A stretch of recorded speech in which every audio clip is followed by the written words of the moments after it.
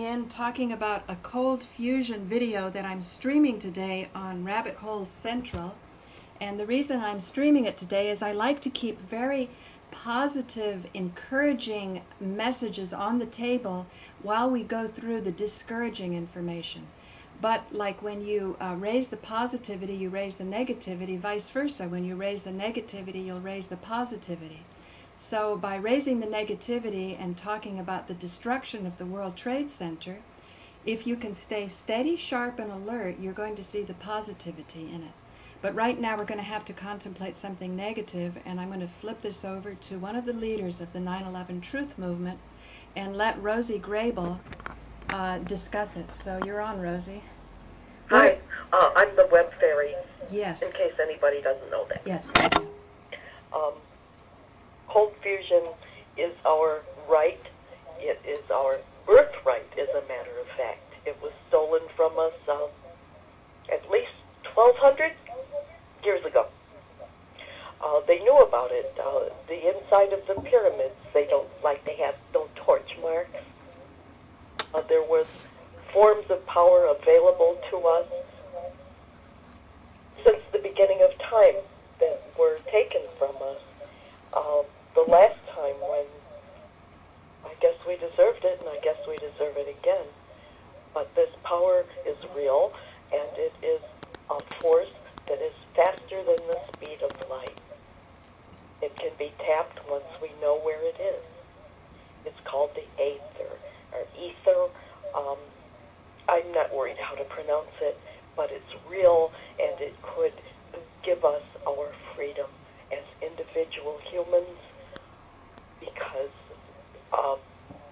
infinite power is available and always has been. Rosie, I don't know if you realize, but Molly Cheshire was instrumental in working very closely with the project called Mystery of the Sphinx, and it got an Emmy for research. And what it used was the science of geology. Is that what it be? You know, with rocks, when you're studying the erosion on rocks. Yeah. And it showed that the age of the Sphinx is much older than we think, because the erosion doesn't come from wind and sand, but it comes from water, which means you start having to look at a time way, way in the back when the Sahara and that area was very, very wet. Yeah. Which means that we're much older than we think. Now, this documentary sort of crept in through the cracks. You know, it didn't fall into the clenches of obviously what cold fusion did, immediately, so that it was able to get an Emmy for research. Later on, because I know the people who produced it and worked on, making it happen, they were so vilified after it came out, so that they were almost blacklisted, and they couldn't be doing any more work because they wanted to go farther into it. Boy, doesn't that sound normal? Yeah, so they did another one called Mysterious Origins of Man, where they were talking about amazing anomalies, things like human bones that were embedded in rock shale, and you knew that the rock shale was hundreds of thousands of years old. And because there was no way to explain these anomalies, and they even cited some academic people who were, on the verge of remarkable breakthroughs, but because the breakthroughs were so remarkable, they couldn't deal with the paradigm shift, so that all of these, I call them anomalies for lack of a better word, sit buried in the basements of universities. They don't look at it. And so now and then a producer will come about who will stumble on something, manage to have it hit the public for a moment. It comes like a flash of light. People are all galvanized, like Mystery of the Sphinx was able to attract the attention of, truck drivers and academics. Everybody responds to deep, real knowledge. And anyway, it's sort of a sad tale because they didn't go farther. But when I was working with one man who is J.J. Hertog, talking about the Shroud of Turin, that's what I work with him on, he was never interested in my work with 9/11 Truth, and I thought it was just because it's just so far out and everybody's in on the big secret.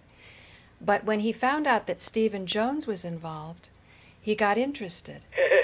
And then I realized that because he has a PhD and he's very knowledgeable about science and social science, he knew that Stephen Jones had killed cold fusion.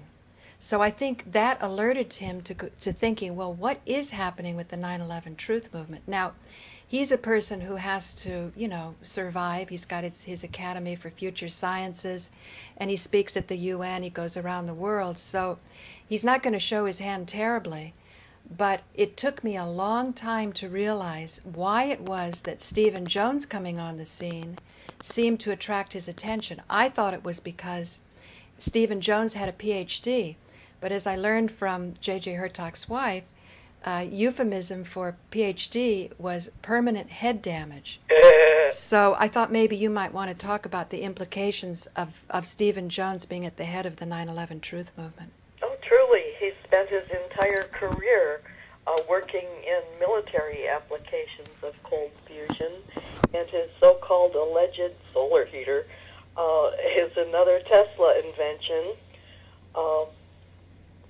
itself, and is probably being used to focus these ultimate weapon of mass destruction that can create a plane-shaped hole at room temperature.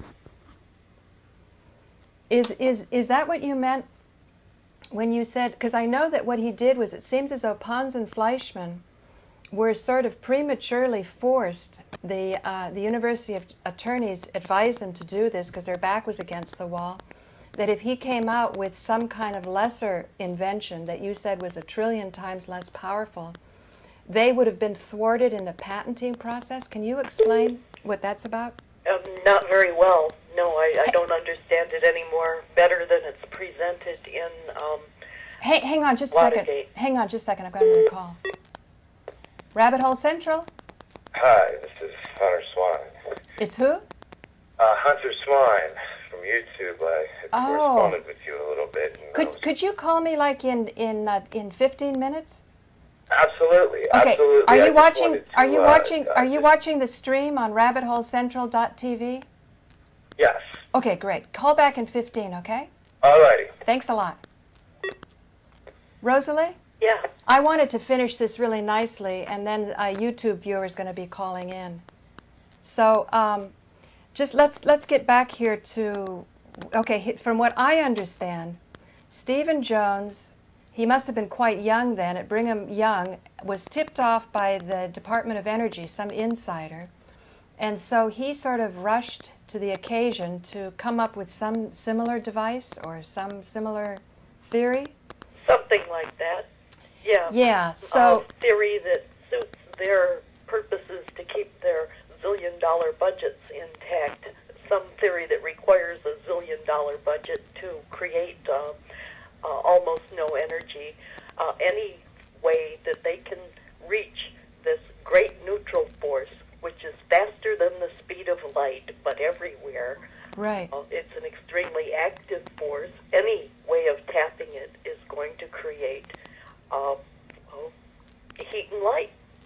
Well, as I say, I'm always anticipating the moment when I'm at a party with these people, and how do you have the tools, and, excuse me, and the self-confidence that you can stand in your knowledge and move forward with whoever's in front of you, riveted on the divinity within them. So I studied this 30 years ago.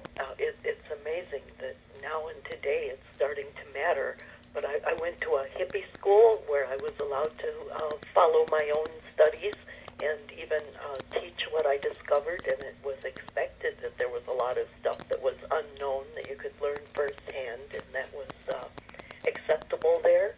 Uh-huh. But then when I got out into the real world, the fact that there is a force faster than the speed of light that was known about by Henri Poincaré and by Tesla and by Keeley and by a whole group of mathematician physicists of an earlier time, dating back to at least as far back as, I'm hard pronouncing, but Coulomb or Coulomb, C-O-L-O-U-M-B, as inverse square law was the first that gave the mathematics behind being a fundamental solid and faster than the speed of light. It wasn't picked up on right away. Maxwell's equations wound up being taken from 20 down to 8, and the form of mathematics called quaternions, I'm poor at pronouncing, has been eliminated from normal study and turned into algorithms for video game perspectives, so that they can make complex perspectives out of what is basically conic geometry. Wow. Well, I'm hoping that we can work more with John Cheshire, because I can tell in his later years, he's quite elderly now, he's hoping before he dies he can see zero-point energy emerge into society. He feels it's at our fingertips, and I feel... It's so close, it's so close. Yeah, I feel despite some of the commenters that you have to plow through on YouTube can be kind of discouraging. But I think you should hang in there with John Cheshire, just like you advised me to hang in with Harold Channer. Oh, sure. Because I think between, you're very distinguished in how you have survived so long in such a toxic environment. Toxic atmosphere, yes. So, and but John... it helps that whatever I say and whatever I bring out is immediately what is not believed. Yeah, I mean, I guess you're kind of blessed and cursed that way. There was... it has its own virtues. Well, John Cheshire has paid his dues too. He almost lost his entire family fortune launching the shrimp business, which did become exactly what was predicted when he was an executive at DuPont, but he didn't participate in any of it. He puts his attention not on conspiracy, but always moving forward on being productive, and I felt that he very much wants to work with you because he's aware that this creativity that's needed is not going to be coming out of the halls of what is condoned and blessed by the peer review accepted corridors of power. So I'm kind of excited by being able to facilitate something like that. Yeah, I am too. On the other hand, he doesn't believe that mathematics has a useful function, at least where he's coming from or what he has known in life. I should kind of something that comes in afterward. You tie up you dot the I's. No, Rosalee, that's my fault. I didn't send you on some papers because once in discussing with me, he said he regretted sending me those papers. And what it was doing was showing that even if you could mathematically predict black holes and vacuums, that it was used to patch up inconsistencies. Oh, thank you. Major That's all inconsistencies. it's for, because there is no vacuum. Yes. What they call Maxwell's quote vacuum is not a vacuum. Well, that's the mathematics. Meaning everythingness. But see, that's the mathematics that he's objecting to, and a lot of others are, who are more practical to bring the devices out. So let's say it's the bastardized mathematics. Can we put it that way? It's what's left after Heaviside and Whiteside were two of them who went after it. Hamilton's quaternions were considered a step forward when they turned it into quadratic equations. What had been expressed as like ratios of any conic shape, any torus shape.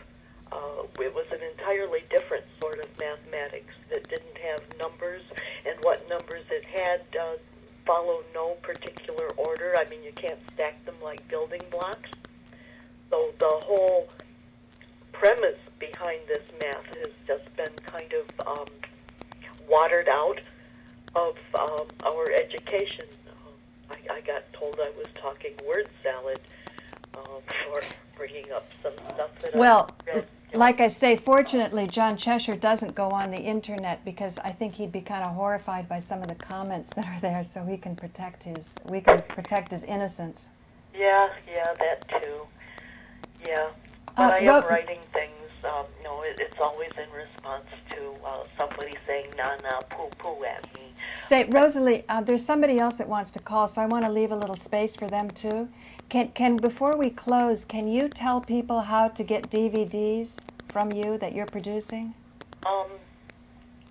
Write to WebFairy at thewebfairy.com. Okay, wonderful. So, Rosalee, thank you, and let's continue the discussion more, okay? Okay, bye. Okay, bye.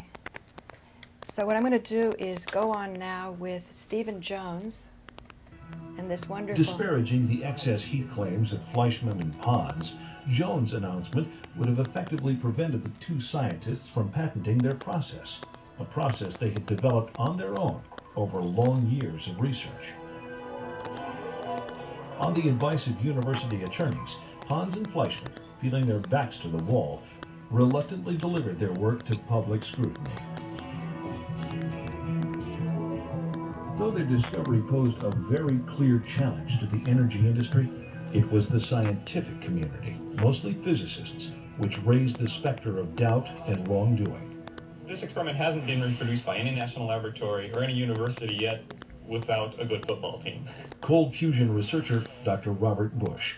Our reaction was not unlike that of other physicists who thought, on the one hand, gee, that'd be marvelous if they're doing it, and then on the other hand, my God, chemists doing it for probably pennies compared to what physicists have taken from the public coffer over the last 40 years, in the order of $40 billion to do hot fusion. It was war from the outset. On April 14, 1989, Dr. Glenn Seaborg, a Nobel laureate with a distinguished record in conventional nuclear science, told then-President Bush, it is not due to nuclear fusion. Secretary of Energy Admiral James Watkins nevertheless enlisted many federally funded laboratories to investigate the cold fusion claim. Admiral Watkins, who was at that time head of the Department of Energy, he had an edict. He said, this must be verified in 2 weeks. I'm going to put the whole of the DOE labs on it. So I had put the whole of my team on it. And of course it turned out that you couldn't get any results under 4 weeks, so he demanded the impossible, you see. Massachusetts. I just want to say at this point, this is what Harold Channer is talking about when he says the institutions get their identity in the old paradigm. So... Its Institute of Technology was one of the testing facilities selected by the Department of Energy. MIT's hot fusion director, Professor Ronald R. Parker, fired the next salvo. On the front page of the Boston Herald, Parker accused Fleischmann and Pons of possible fraud and of engaging in scientific schlock. It was a well-timed directive to the American Physical Society to go on the attack against cold fusion. Princeton's Professor William Happer, a hot fusion veteran and advisor to Secretary Watkins, was quoted as saying, just by looking at Fleischmann and Pons on television, you could tell they were incompetent boobs. Aha, so what do we know about nonviolent communication? When you start to hear a lot of labels and not much information, be on the alert, be very attentive. Credibility for a scientist is the coin of the realm, and if you lose that coin, then you can't get grant funding, your work becomes regarded as inferior, and you slip down notches in the eyes of your peers, and this is a real disaster. For 5 years prior to their announcement. Now, along those lines, what he just said, you know, you get knocked down when you are discredited. How come in all of the ancient systems of development of consciousness, the great work, the biggest challenges we're always told and educated is that our biggest enemy is our own self-image, that we care so much about what others think about us. And it's those who are able to maintain their divine connection within, regardless of their image and how they're viewed by others, that can maintain the energy that can then go back into society and lift up the society. So in other words, if you depend on approval from the society, you never get outside the box of what that society needs for advancement. Rabbit Hole Central. Hi, this is Hunterswine. Hey, I'm so happy. Is there an image that you would like me to put up while we have our discussion?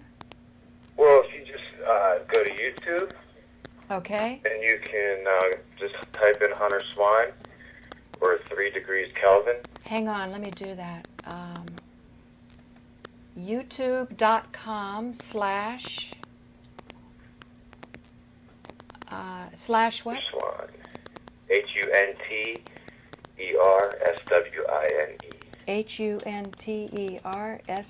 Hunterswine. How did you get that handle? It's actually a tribute to the Dr. Hunter Thompson. Oh, I see. Hang on, let me see if I've got it here. Oops. How come that's... Oh, I must have. Hang on, Hunter, just a second. Rabbit Hole Central? Hello there, Paula Gloria. Yes. Frank Craven calling. Hey, Frank, do you want to be in on this discussion? Are you following the stream?